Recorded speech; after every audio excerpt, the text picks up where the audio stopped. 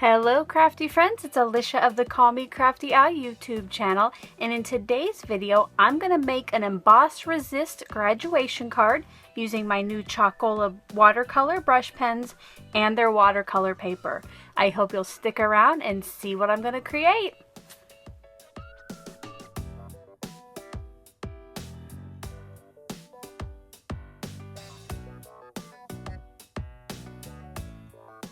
Thank you so much for stopping by. If this is your first time to my channel, I hope that by the end of this video, you'll be inspired to click on that subscribe button below and maybe even tap on that bell for notifications.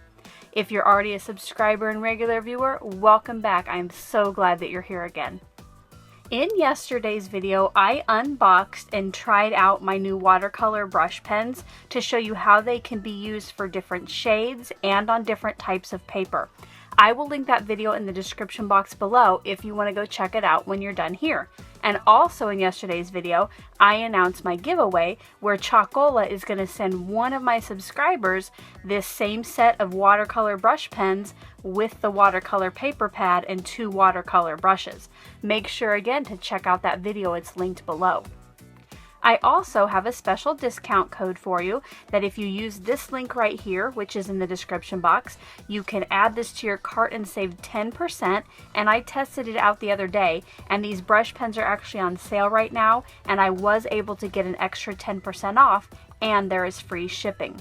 So I hope you'll go there and see what else they have and take advantage of that discount. So for today's card, I'm going to be using the Emboss Resist Technique with these watercolor brush pens. I'm going to be making a graduation card for a friend's daughter.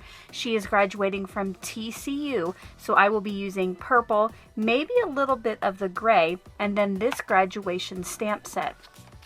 I have had this for years. I'm not sure who makes it. Before I upload this video, I'll see if I can find it, and if I can, I'll link it below. I also got out my Recollections Detail Clear Embossing Powder for this. If you don't have clear, you could always use white as well. I have a request though. The stamps that I want to use, they are no longer sticky, and I tried cleaning them off with warm soapy water and letting them dry, but it didn't work. So for today, I'm going to have to use some double-sided sticky tape to get them on my acrylic blocks. If you have any other ideas, could you leave those in the description box below? Once I start today's process, I will go to a voiceover. If I leave you with any questions, make sure to leave those in the comment section below, and I'll get back to you just as soon as we can. Let's get crafty! To do the stamping and embossing, I got out my Embossing Buddy powder bag, my Tidy tray, and Versamark ink. I also went ahead and mounted my graduation cap on that acrylic block with some double-sided tape.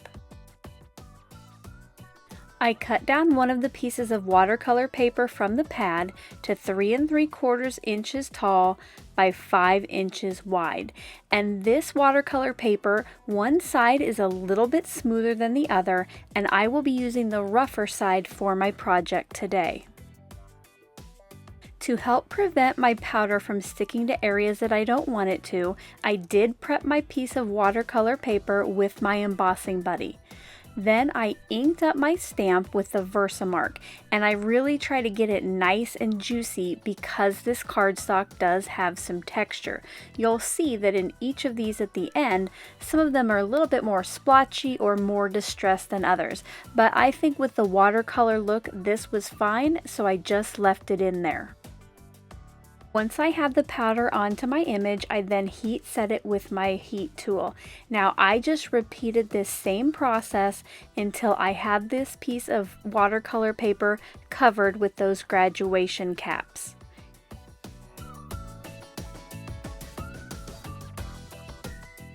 Now we're going to start with the watercoloring. I did pull out my cutting mat from the Dollar Tree to protect my work surface, and for this technique I will be using the wider water brush that came with the kit.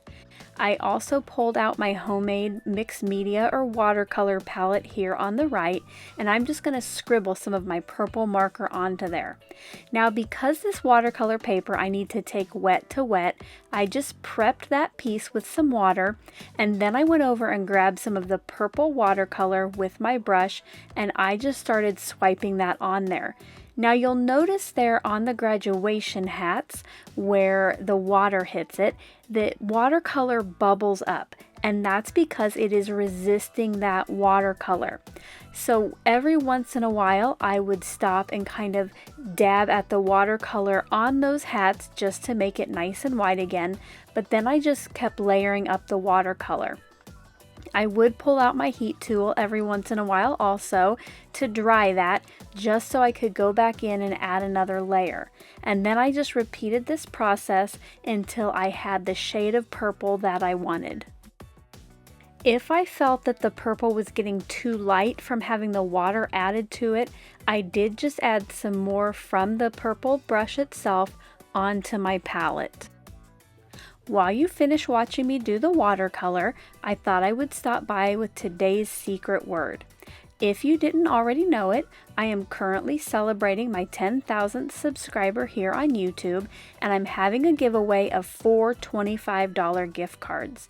To get all of the details, including how you can enter to win, make sure to check out my 10K subscriber giveaway video that I have linked in the description box below. Today's secret word is graduation. Once the watercoloring was completed, I got out a congrats die for my sentiment on the card. I got out one of my white top folding card bases, and then a couple scraps of gray and purple. The gray cardstock I'm going to cut to 3 7/8 inches tall by 5 1/8 inches wide. This just gives me a nice 16th inch border around my watercolor piece. This purple will be cut to 4 1/4 by 5 1/2 so it fills that card front completely. To save on cardstock, and since you're not going to see the middle of this gray piece, I die cut my sentiment right from the middle of that mat. Once that was done, I put adhesive on the back of my watercolor piece, and I did add quite a bit of adhesive here, more than I normally would, and that's because with all the water, the watercolor paper did get a little bit warped. It was just a little bit wavy. So having this extra adhesive is going to help that stay nice and flat. Once that was done, I got out my art glitter glue, and I just put some dots around the outside of this die cut. Now you'll notice I got back out my mat to protect my work desk, and that was a good thing because when I went to put this on the card, it fell right on there. You'll see me later, I just wipe that right up. Now I'm going to let this dry for just a couple minutes underneath that acrylic block, and I'm going to put my purple cardstock onto the front of my card base. I decided I wanted a little dimension on this card, so I got out my foam squares from the Dollar Tree and placed those on the back of my watercolor matted piece. Once I pulled the release paper on those, this just got centered on the card front. Now, almost any card is not complete until you have a little bling, so I got out some holographic almost clear sequins and some leftover glue dots from a paper pumpkin kit. I placed 5 of those on the card front, and then each of those got a little sequin stuck right down onto it. This quick pick tool is perfect to help place these sequins. And here's a close-up look at the finished card.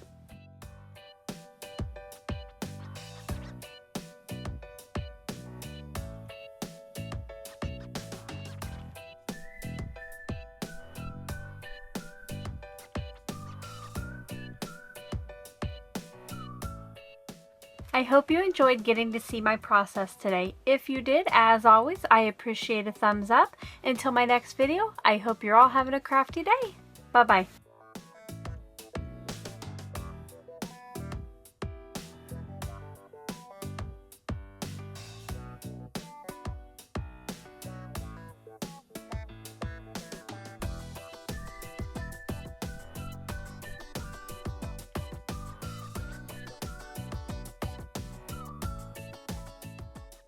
Thank you so much for taking the time to watch all the way to the end of the video.